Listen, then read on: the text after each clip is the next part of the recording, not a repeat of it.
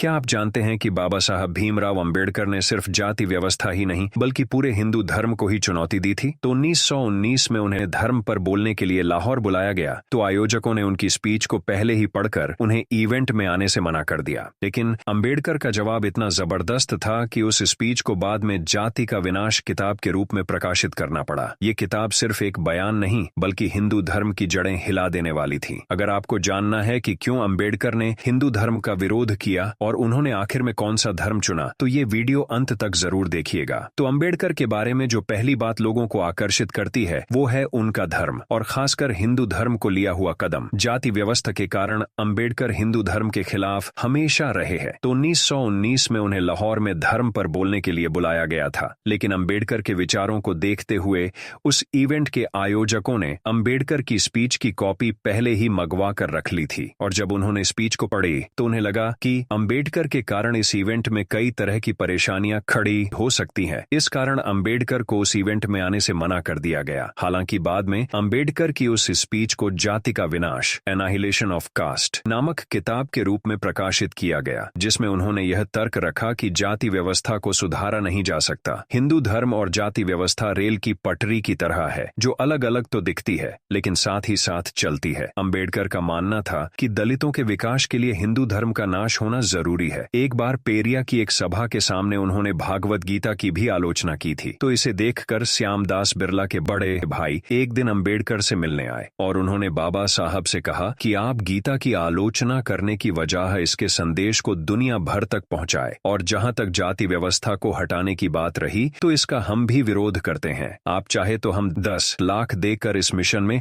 आपकी मदद भी कर सकते हैं। तो अंबेडकर इस बात से चिढ़ गए। बाबा साहब का जीवन पूरी तरह से ही जाति व्यवस्था के कारण प्रभावित हुआ था। जब अंबेडकर स्कूल में पढ़ते थे तो उन्हें संस्कृत को पढ़ने से रोका गया। इस वजह से बाबा साहब को फारसी पढ़नी पड़ी और अब उन्हें लग रहा था कि 10 लाख रुपए देकर बिरला उन्हें खरीदना चाहते हैं। अंबेडकर का हिंदू धर्म से विवाद 1929 में भी सामने आया था जब उन्होंने नोटिस टू हिंदुनिज्म नाम से एक लेख लिखा और उसमें उन्होंने दलितों से आग्रह किया कि वो लोग अपना धर्म बदल लें। अंबेडकर का झुकाव पहले इस्लाम की तरफ था, फिर उन्हें कुछ लोगों ने सिख धर्म को अपनाने के लिए कहा, लेकिन सिख धर्म में भी जातियों को देखकर उन्होंने ये ख्याल टाल दिया। खैर, अंबेडकर ने इस्लाम भी नहीं अपनाया क्योंकि बाबा साहब को ऐसा धर्म चाहिए था जो सिर्फ जाति न मिटाए बल्कि आध्यात्मिक रूप से भी उन्हें स्वतंत्र कर दे। और ईसाई के साथ उनकी परेशानी ये थी कि ईसाई जीसस को अपना मसीहा मानते थे और बाइबल में लिखा हुआ ही अंतिम सत्य था और हिंदू धर्म में भी पहले से ही सब कुछ परिभाषित था। और इस्लाम के साथ भी ये परेशानी थी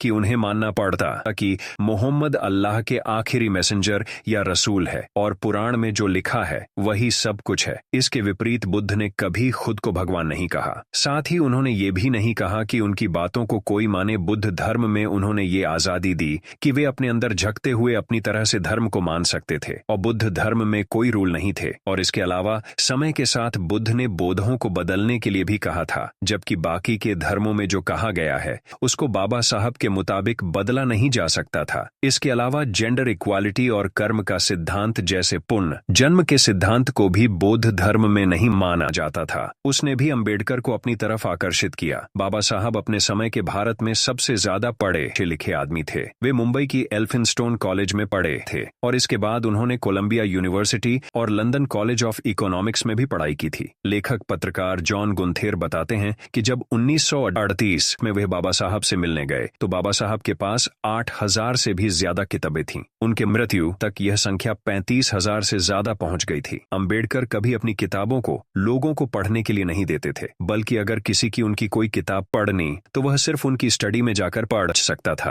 अंबेडकर का किताबों के प्रति इस कदर लगाव था कि वो रात भर पढ़ते थे और सुबह सिर्फ 2 घंटे सोकर उठ जाते थे। कोर्ट जाते हुए भी वो अपनी कार में उसी दिन आई किताब को पढ़ते रहते थे और फिर कोर्ट के बाद वे फिर से किताबों के मार्केट में चले जाते थे जहां से वे अपने लिए नई किताबें खरीदते थे। अंबेडकर के गांधी से भी कई तरह के मतभेद रहते थे। 1931 में जब गांधी और अंबेडकर की मुलाकात हुई तो गांधी ने अंबेडकर से कहा था कि वो अछूतों के बारे में तब से सोच रहे हैं जब वो पैदा भी नहीं हुए थे, तो आखिर क्यों अंबेडकर उन्हें अपना दुश्मन मानते हैं? इसके जवाब में अंबेडकर ने गांधी से कहा था कि अगर गांधी सच में अछूतों के बारे में सोचते हैं तो वो खादी पहनने को कांग्रेस का मेंबर बनने की पहली शर्त न रखते, बल्कि गांधी चाहते तो कांग्रेस का सदस्य बनने के लिए यह शर्त भी रख सकते थे कि कांग्रेस में सिर्फ वही व्यक्ति आए जो जाति व्यवस्था को न मानता हो। और अंबेडकर का कहना था कि अगर गांधी सचमुच अछूतों के बारे में सोचते हैं तो गांधी यह शर्त रखते कि हर कांग्रेस कार्यकर्ता और लीडर को अपने घर कुछ अछूतों को नौकरी देनी होगी या एक बच्चे की पढ़ाई लिखाई की जिम्मेदारी लेनी होगी। अंबेडकर आगे बोलते हैं, आज तक कांग्रेस ने एक भी ऐसे पार्टी लीडर को अपनी पार्टी से नहीं निकाला जिसने अछूतों के खिलाफ घृणा प्रकट की हो। अंबेडकर जानते थे कि गांधी असल में जाति व्यवस्था के समर्थक हैं। गांधी का दोहरा चरित्र था विदेशी मीडिया में पॉपुलर होने के लिए। वे जब भी अंग्रेजी में लेख लिखते तो हमेशा जाति व्यवस्था का विरोध करते थे, लेकिन गांधी के हिंदी और गुजराती में लिखे गए लेखों में हमेशा जाति व्यवस्था की तारीफ होती और वह उसके फायदे गिनने लग जाते थे। ऐसे में अंबेडकर ने गांधी के गुजराती और हिंदी में लिखे गए लेखों को बाद में अंग्रेजी में ट्रांसलेट करना शुरू कर दिया था। अंबेडकर उस वक्त दलितों के सबसे बड़े लीडर के तौर पर उभरे थे, जो एक मसीहा के रूप में देखा जाने लगे थे। शायद यही वजह थी कि जहां 1950 में भारत में बौद्ध जनसंख्या सिर्फ 1.5 लाख थी और अंबेडकर की मृत्यु तक दलितों ने अंबेडकर से प्रेरित होकर बड़े पैमाने पर हिंदू धर्म छोड़कर बौद्ध धर्म अपना लिया था और उनकी जनसंख्या 32 लाख तक पहुंच गई थी। इस आंकड़े को ऐसा मत समझिए कि बाबा साहब दलितों के अकेले नेता थे। कांग्रेस की तरफ से एक और दलित लीडर बाबू जगजीवन राम हमेशा इलेक्टोरल पॉलिटिक्स अंबेडकर से आगे रहे। जगजीवन राम 1971 में भारत के रक्षा मंत्री बने और बाद में